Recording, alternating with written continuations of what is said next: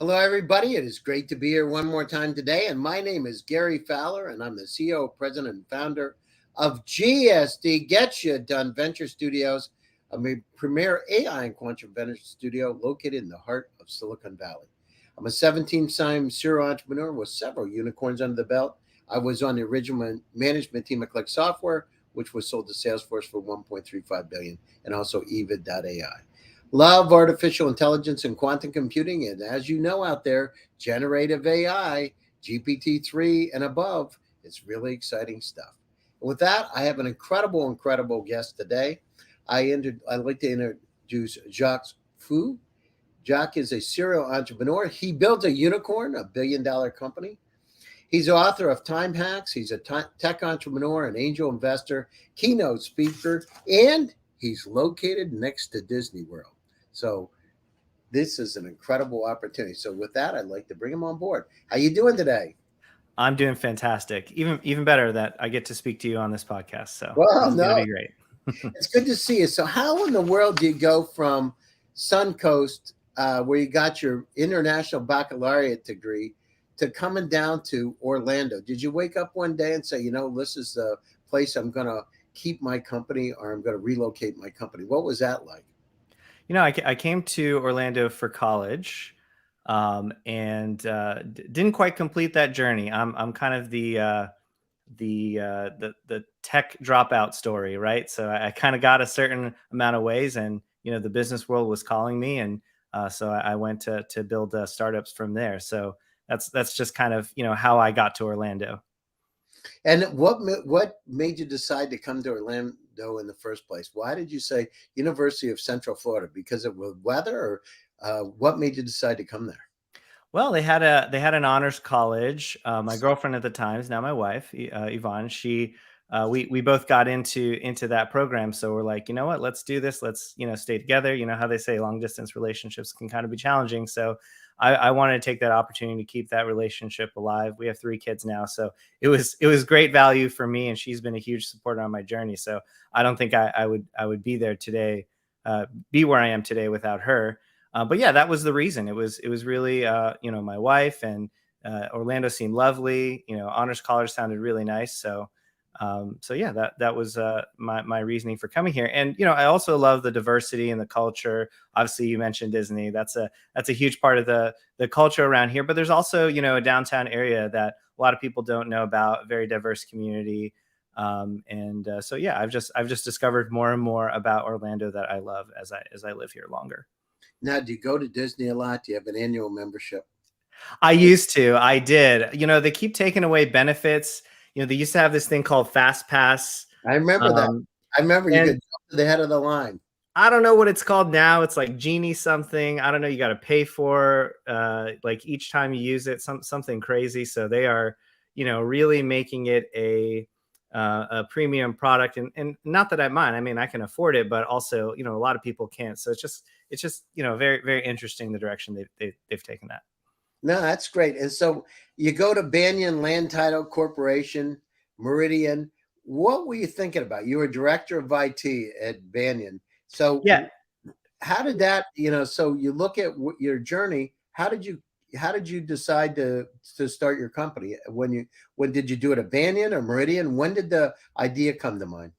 Yeah, I think so just to give a little context, that was Banyan was a family business. It was a real estate company, and a real estate investment company. We were flipping distressed properties, and so I was using technology to do it, actually. So we were one of the first, and we needed a way to data mine all the counties. So I got all the counties to agree to in Florida to give me their data, which was unique at the time. It's public records anyway. So, but to be given to me in a structured format, so I could mine it, I could find those arbitrage opportunities, figure out, who needed quick cash. Built an entire system from beginning to end. So basically didn't know it at the time, but this was only a few years, after Salesforce launched. So it hadn't really gotten Salesforce.com launched. So it hadn't really gotten the, huge traction that it is today. But built a CRM, automated lead generation. It even did the accounting. So all of these functions that we needed to do in the real estate business, I just kept building in. I'm like, hey, it's like, I don't need to build a desktop application. I can build a web application, and I can make it available to everyone in the company, and they can have their specific view. So long story short, I just saw the opportunity in technology, and that was the reason I dropped out of UCF, was because I was making more than all of my peers were going to make in their first job out of school. So like, what was the point really? I switched to a business accounting major because I needed some of that knowledge to be able to enhance the technology. But then, of course, there were some challenges in the real estate market, and so I pivoted to start my own company. We did a regulatory compliance software. We called it a Meridian, and then we basically that didn't work out. It was my first startup, right? So I was kind of learning. I didn't raise any capital. We were technically profitable from day one, but I had like 5 or 6 publicly traded customers. I didn't know I was sitting on a gold mine at the time, but I just didn't know what to do with it. I wasn't charging them appropriately, and so that sort of wound down.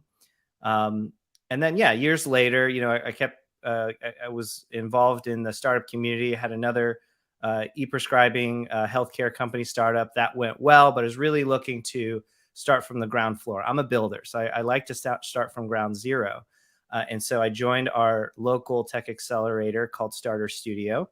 That's where I met my co-founders at Stax, Sal and Snera. They're my best friends now, and I think we were the first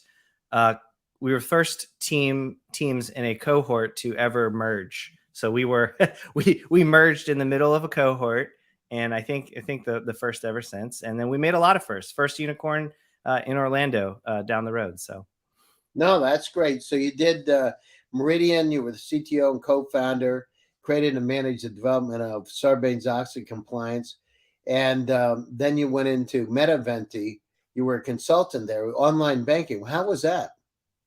I loved it. I learned a lot of the things that I was able to carry with me. Elements of the FinTech world were very helpful in being able to start Stax, because at the end of the day, where we got to was Stax was essentially providing, banking services. So we were doing underwriting, we were, managing the flow of funds, we were doing risk, we were KYC, all of that stuff. So that little stint that I had was a great asset for me later down the road, even though it was just a consulting opportunity. You never know. It's serendipitous how these things happen, and it turned out to be a key part of my story and my journey to get to where I ended up going. So, and then what about the assistance fund? You were IT director and co-founder. What happened with that? So it was a nonprofit. It just, I enjoyed what I was doing, but that was where we got the idea to do that healthcare technology company. And so, they didn't need a full-time technology person once we kind of got the infrastructure in place. So, I switched over to solving the same issues for the same type of customer, but on a for-profit side. So we built an e-prescribing software, and that's how the next startup got created, was AssistRx. So it sounds like every one of the startups you built something from one to the other. You learned some lessons and you build it better. Understood that you need to charge the right amount of money. Okay, got that. How was it being the president of the Baldwin Park Condominium Association?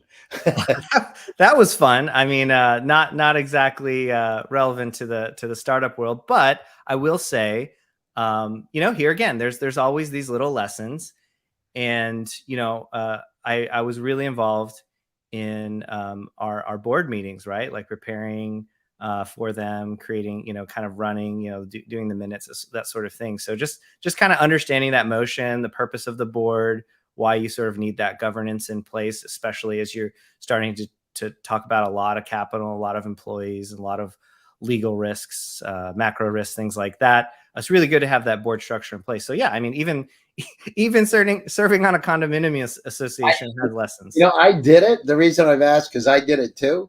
And you never can please everybody. There's always somebody. Oh no, absolutely not. It's it's unbelievable. So one side, they're upset because you're going down through and there's an assessment because you have Special expensive. assessment. On the other side, the same people that are complaining, and then when they come into office, they're doing the same thing, and people complaining about them. It's just amazing, actually. Oh, and it's funny being like, oh man, the board. Wait a second, getting upset about some decision, realizing, wait, I am on the board. Yeah, exactly, exactly. No, I did it myself, so that's why I brought that up. So tell me a little bit about it. So as you're going down through with Stax, so you did this integrated payment system. You did about $23 billion in payments for about 22,000 companies, and you grew it from one employee to over 400 through organic growth and buying other companies. So how was it as you're going down the journey? How did you know when you were going to become a unicorn? I think once we had so just to give you a little background, when we first started, we were the first to bring subscription payments to the industry, right? It was either you had this very complex merchant statement with a bunch of hidden fees, or you went to somebody like a Square or Stripe and you got a flat rate, but you didn't understand how much that they were taking right out of basically making off of your processing volume. And so what we did was something in between. We just said, look, we'll just pass the cost through. We just want you to pay for the technology. We don't care about making money on the payment. So that was the idea. Later in right around 2019, we got enough requests from developers and SaaS companies saying, hey, what's your API? We want to get access.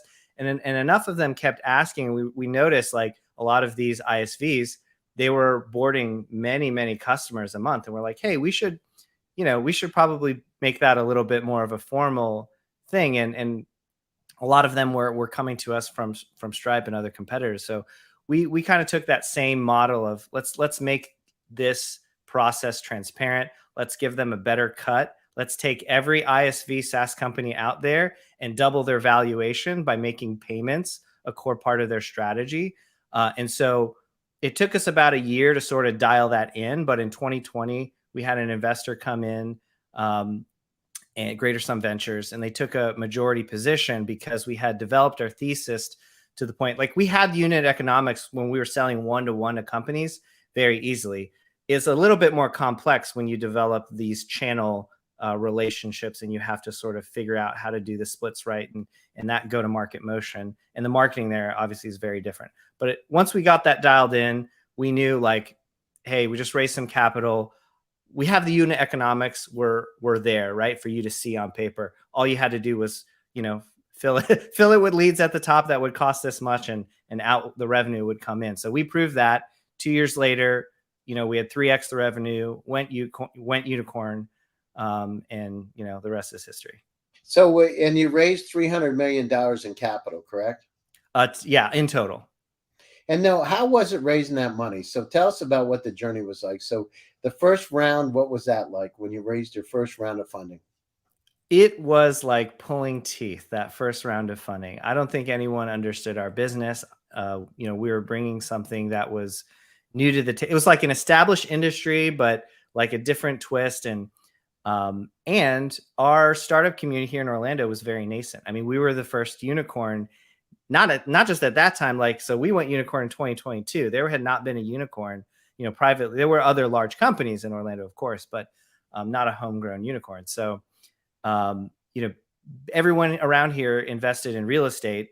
And so they didn't like investing in technology was kind of like a newer concept, weirdly enough. And so it was very difficult. And we almost couldn't raise, we raised our seed round. We almost couldn't raise our Series A. Like we really had a lot of trouble. And we were asked to go to the West Coast. So like, oh, well, we'll fund you, but you got to relocate to the Valley or to California somewhere. And we wanted to stay in Orlando. Eventually, we got to the point we were able to do it, but it was tough. I mean, we were looking at our how much could we mortgage on our homes? How much we had in our bank account? How do we keep that runway going? It got that dire. But we did raise that Series A. Then we, were able to prove everything that we knew was happening, manage capital way better in that next, round. Again, just, we raised our Series B. Then we, went back, for the Series C was when the investor took the majority position. And then the unicorn announcement was the Series D. And who was the Series C? Well, who was the investor that took a majority position? Greater Sum Ventures. Mm-hmm. And then did they help with when you went to your Series D? Did they play an active role? How did it work when you were going from the C to the D? Yeah, I think they were very active. I know that they have a lot of founders as operating partners, and that was a great advantage for us because we were able to pick their brains on a lot of things. Of course, there's always pros and cons to having an active investor in your business, especially when they get very close operationally. There may be a time of butting heads, but we made it work, and it was ultimately a fruitful partnership. That's great. And you sold your company. What does the exit public? The amount of the exit? How was that? So I have personally exited, not completely though. So we are still privately held. GSV is still the primary person on the cap table, primary firm on the cap table, and so yeah, we're going to do either IPO or PE. I'm not really at this point. That's for others to kind of continue on that journey. My journey with Stax is done at this point. Well, that's great. Well, congratulations. Thank you. That's great. You don't have to worry about mortgaging the house anymore. That's super. So, as you're building a $1 billion company, what were some of the biggest hurdles besides the fundraising for the Series A? What were some of the biggest hurdles you had to go over? When it comes to building a I'll just go to like our industry a little bit more specifically. It was surprising how many layers of the onion it is to taking a credit card payment. And Sal Sneer and I, we've all been entrepreneurs before. So we knew how hard it was. We assumed if we were a payments provider that we could make it easy for everyone. But we had to go through, incredible challenges, just sort of asking how things, you would think, hey, I want to take credit cards. Can I just like go to Visa and go and like get my merchant account? But that's not how it works, right? Well, what if I go get a gateway? I get a gateway, then I'm good, right? Well, no, you got to get a merchant account that works with that gateway, but you can't just get any merchant accounts. So whatever ones that gateway supports, right? It's gotten better, a little bit better since then, but that's sort of that was the state of things. And when we felt like we got to a certain point, like we kind of knew how everything was working, then you find that there's every time you peel a layer, there's another one. And when we thought we were through, a couple layers, we were just taking the skin off the onion. There were many more layers and middlemen to go. And so, if you would know now, be in the situation when you started the company and all the trials and tribulations, would you do it again? I would, yeah, absolutely. I would do it. I mean, I would do, I would like to say I would do some things different, but I've seen enough movies to know that, you change something weird in the timeline and someone evil becomes president, right? Like there you go. The butterfly effect. So, I would say if I had the opportunity to go back in time, I think I'd just do the same thing because I don't know how the universe would change if I had done anything differently. How different is your life now from the time that you were inside of the company deeply? How different do you look at life compared to the way it was when you were entrenched in the company? I have had some time to spend with my family and to spend, I started a family foundation. So we've kind of dabbled in some philanthropy in the nonprofit world. I started getting more involved in the community. I realized, specifically with the family, just how much of a sacrifice it has been and how much time I didn't have. And I realized how old my kids are. My oldest daughter is 11. So, in 7 years, she's, feasibly going to be moving out of the house. Maybe it takes a little bit longer this generation than it did the previous one, but it's not that far away. And I'm sort of ready to kind of make up for it, right? Like I want to, spend time with them and get to know them better. And also just acknowledge and appreciate how much having that support structure at home has made it possible to do what I do, in the workplace. So I think that's like the biggest learning.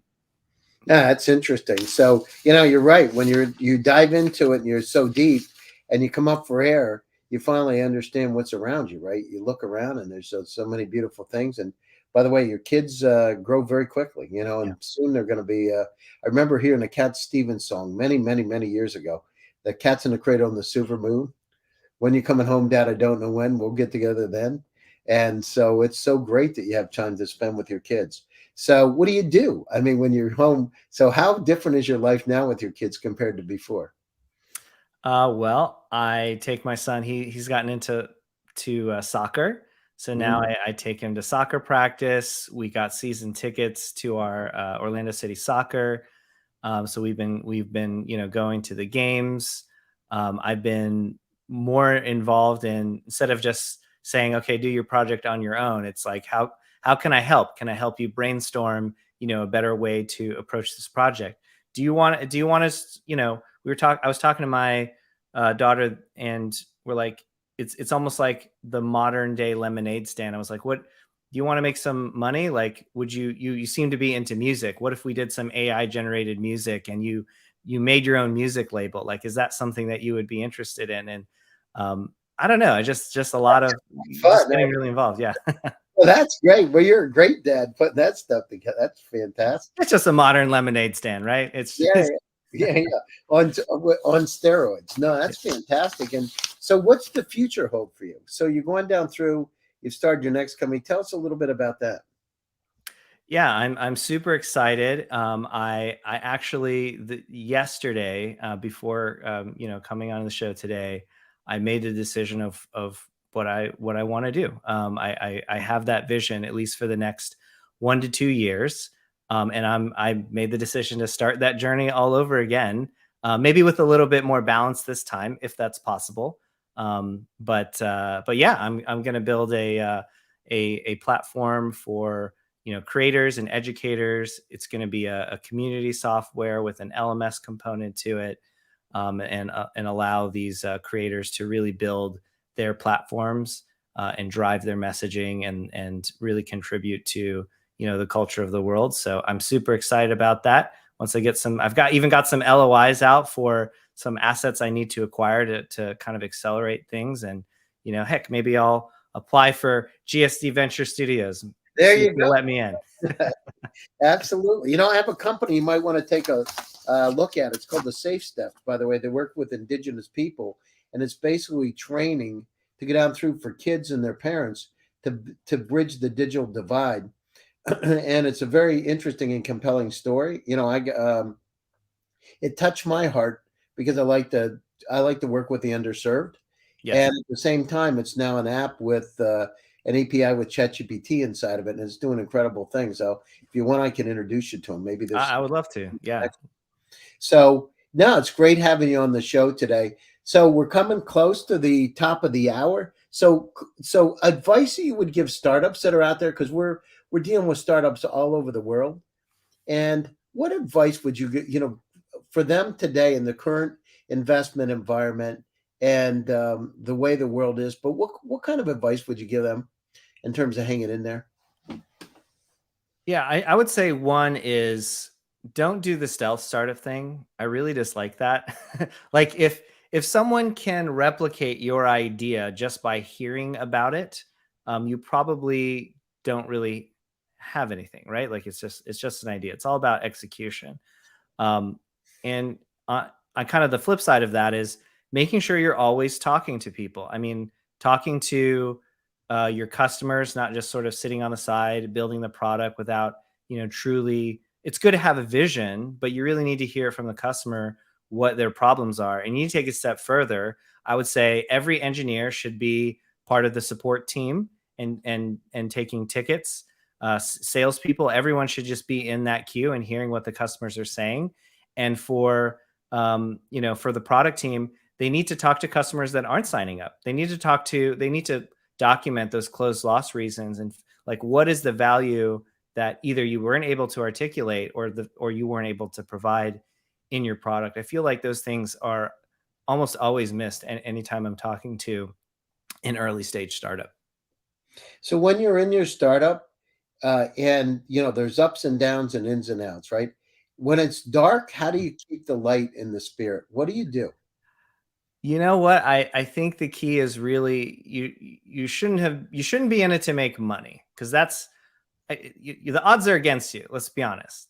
But if you have a mission that you truly believe in, if you think that the world is going to be a better place because of what you're building and what you're creating, then let that drive you, right? Like there's going to be times where, maybe you're not going to have as much of a safety net as you thought you would. But here's a story I think about. Marcus Aurelius talks about a long time ago. There's this guy named Marcus Aurelius. He was an emperor. Yes. And there's this I thought that was one of temple. your friends for a second. So maybe Yeah. No. He's not my friend. Italian or something. He's I know. everyone's friend. Yeah. You can read his journal. It's translated in many languages.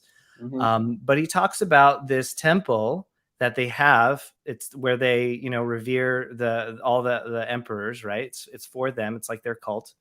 And he goes there, and there's this beautiful statue of the body of an emperor, but there's no head. There's like this groove where the head's supposed to go, because when the emperor passes away, then they carve the new head for the new emperor, and they put it, and they know it's going to happen. They literally design the statue to be modular, right?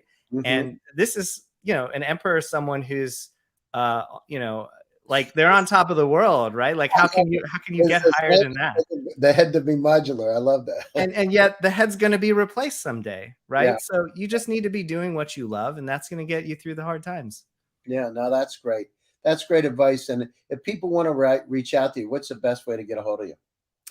So they can go to jacquesfu.com. They also can go to, I have a podcast called takingyourtime.co. You can go to that website to see that.